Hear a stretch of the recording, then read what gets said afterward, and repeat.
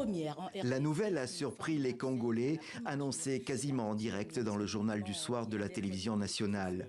Le nouveau Premier ministre est enfin nommé et c'est une femme. Une première, soulignent les journalistes.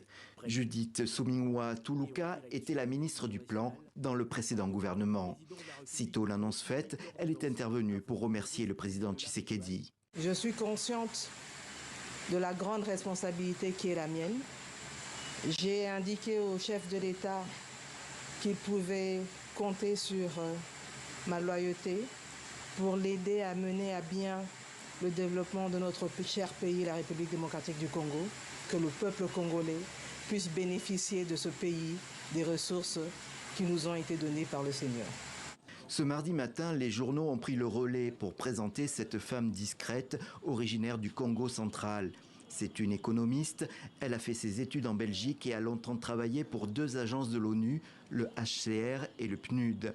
Un profil ad hoc dans un pays toujours plongé dans un grand marasme économique. Autre gros dossier pour la première ministre, la guerre qui continue dans l'est du pays. Mes pensées vont à l'est et dans tous les coins du pays qui aujourd'hui sont confrontés à des conflits, face à des ennemis qui sont parfois cachés, qui ne se révèlent pas, mais que l'on trouvera. La situation s'est même détériorée dans le Nord Kivu. Depuis 2 ans, la rébellion M23 s'est emparée de vastes pans de la province, mais à l'UDPS, le parti présidentiel, en affiche un optimisme sans faille. Ce régime va relever les défis parce qu'on a un président qui n'est pas seulement un homme d'État, mais qui a une âme d'État avec une grande dame comme première ministre.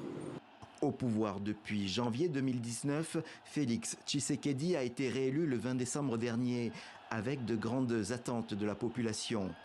Judith Suminwa est la première ministre de l'ère Tshisekedi II. La tâche est grande, les défis sont immenses, a-t-elle déjà annoncé.